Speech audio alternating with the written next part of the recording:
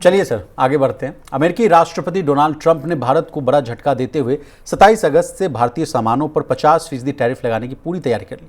इस संबंध में ट्रंप सरकार ने सोमवार को एक ड्राफ्ट नोटिस जारी किया, जिसमें भारत पर प्रस्तावित 50% टैरिफ को लागू करने के बारे में विस्तार से बताया गया।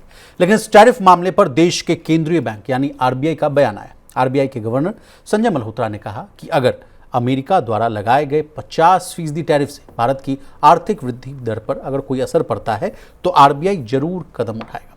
इसके अलावा आरबीआई गवर्नर का कहना है कि भारत की अर्थव्यवस्था भी मजबूत है, लेकिन अमेरिका के टैरिफ से कुछ सेक्टर्स प्रभावित हो सकते हैं। आरबीआई हालात पर नजर रखेगा और जरूरत पड़ने पर कदम उठाएगा। प्रवीण सर, क्या आने वाले सालों में भारत बड़ी अर्थव्यवस्था बन पाएगा इतने तमाम चैलेंजेस के बावजूद?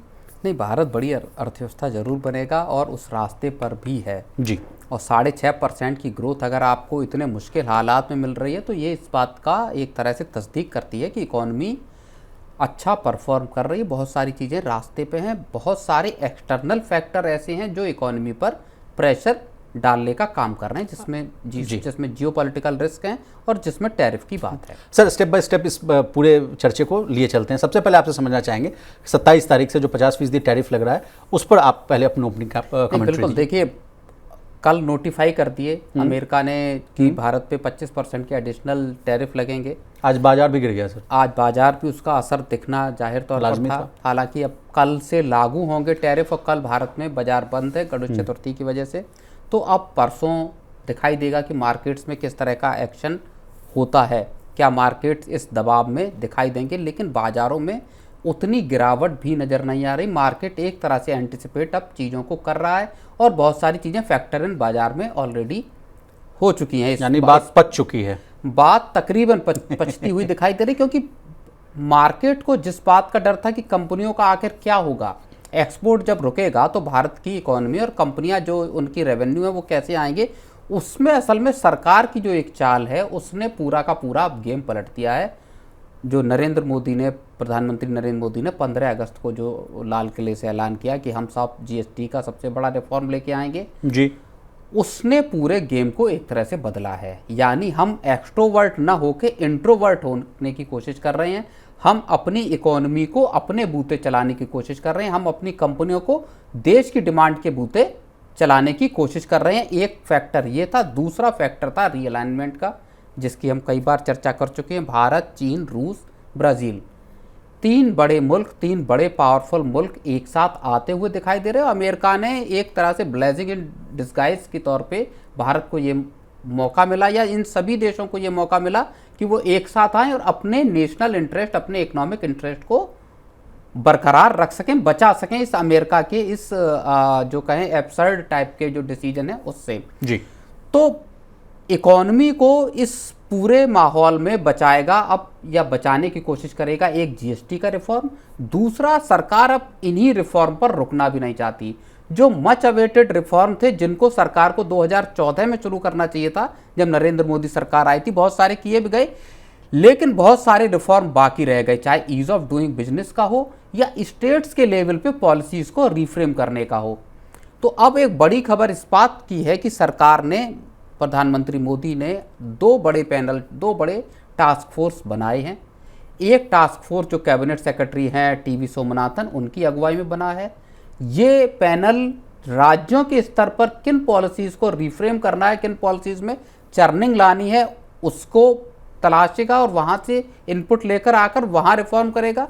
दूसरा पैनल बना हुआ है राजीव गाबा की अगुवाई में, जो कि पहले कैबिनेट सेक्रेटरी रह चुके हैं। बिल्कुल, बड़े ब्यूरोक्रेट रहे मोदी सरकार में और बहुत जानकार व्यक्ति हैं। उनकी अगुवाई में दूसरा पैनल बना है जो कि बाकी रिफॉर्म, चाहे ईज ऑफ डूइंग बिजनेस हो या दूसरे किस तरह के रिफॉर्म लाए जा सकते हैं, उनको पूरा फ्रेम करने में मदद करेगा। तो सरकार अब ऑल आउट मोड में है कि किसी भी तरह से देश में अब रिफॉर्म का पहिया शुरू किया जाए। और इसीलिए हम कई अपने मनी सेंट्रल में इस बात का जिक्र कर चुके हैं कि ये रिफॉर्म का अब जो दौर शुरू होगा, जो अगले 1.5-2 साल 2.5 साल तक जा सकता है, ये 1991 से भी ज़्यादा बड़े रिफॉर्म होंगे और ये देश की इकोनॉमी को मतलब पूरे देश को एक तरह से मांझने की कोशिश है इकोनॉमिक पॉलिसीज के तौर पे जी। तो ये देश को एक नए पाथ पे लेके जा सकते हैं। अब प्रवीण सर, आपने रिफॉर्म्स की बात की तो ये भी एक खबरें आ रही हैं कि खाने पीने की चीज़ें हों या कपड़े हों या जो आम आदमी के सरोकार की चीज़ें हों वो बहुत सस्ती होने वाली है। बिल्कुल। कहा जा रहा है कि उनको 5% के टैक्स स्लैब में लाया जाएगा जिससे उनको फौरी राहत मिल सके। जो महंगाई का जो आरोप झेलती रहती है करंट गवर्नमेंट कि बहुत महंगाई है और जनता त्रस्त है, कंजम्पशन को लेकर समस्याएं हैं, वो सारी समस्याएं दूर हो जाएगी सर। 3 तारीख को बैठक है वैसे। नहीं, सरकार कोशिश कर रही है कि सारी समस्याएं दूर हों। जो महंगाई को लेके एक मसला था जिसको लेके लोग कम से कम पिछले 4-5 साल से बहुत परेशान थे, लगातार सरकार जी महंगाई का बोझ बढ़ाती जा रही है, वहां अब उम्मीद है कि लोगों को राहत मिलेगी जब ज़्यादातर खाने पीने या रोज़मर्रा की ज़रूरत वाली चीज़ें आपकी 5% के दायरे में आ जाएंगी, टेक्सटाइल जैसी चीज़ें आपकी सस्ती हो जाएंगी।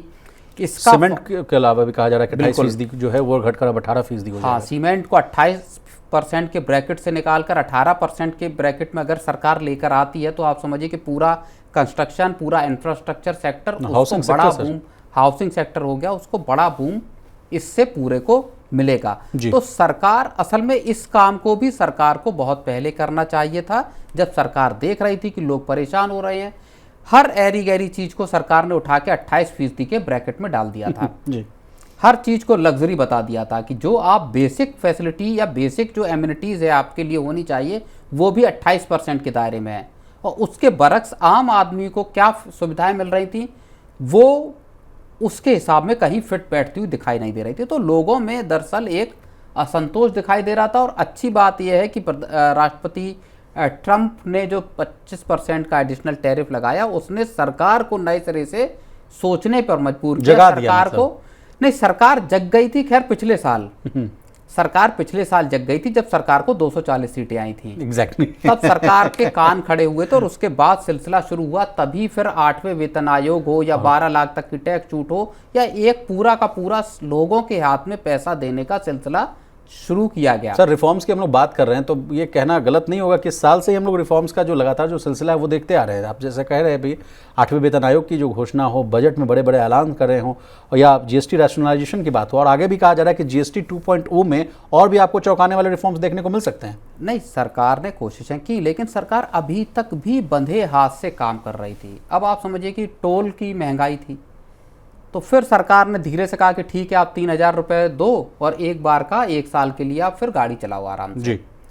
तो सरकार धीरे धीरे, या अभी देखिए हो सकता है कि एथनॉल ब्लेंडेड जो फ्यूल है वहाँ पे भी सरकार को राहत देनी पड़े, क्योंकि सरकार को अब समझ में आ रहा है कि लोगों के पास ही अगर पैसा नहीं होगा तो देश चलेगा कैसे। सर, वहाँ क्या राहत मिल सकती है एथनॉल में? हो सकता है कि सरकार फ्यूल सस्ता करे। सरकार के पास सबसे बड़ी इस वक्त जो या उसको ले आए ना सर, सबसे बड़ी डिमांड तो यही है कि जीएसटी के दायरे में ले आए पेट्रोल डीजल को। जीएसटी के दायरे में इस बार की बैठक में बात नहीं होगी जैसी खबरें आ रही हैं।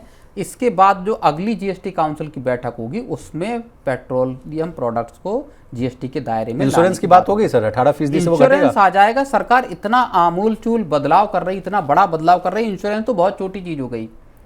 इंश्योरेंस तो उस पर्सपेक्टिव में कुछ है ही नहीं। जब आप इतना रेडिकल रिफॉर्म कर रहे हैं कि आप 28% का पूरा जो सेंट टैक्स वाला था वो ब्रैकेट ही खत्म हो गया, और जो 40% का स्पेशल टैक्स लेके आएंगे उसमें गिनी चुनी चीजें होंगी। तो ये रिफॉर्म तो बहुत ज्यादा बड़ा है। इंश्योरेंस का शायद ले आते तो हो सकता है इसके लिए ज्यादा दबाव बनता भी नहीं, जो दिसंबर में पिछले साल सरकार करने से चूक गई जी कि साहब ये राजी नहीं है, वो राजी नहीं है। जी, अब सब राजी हो जाएंगे।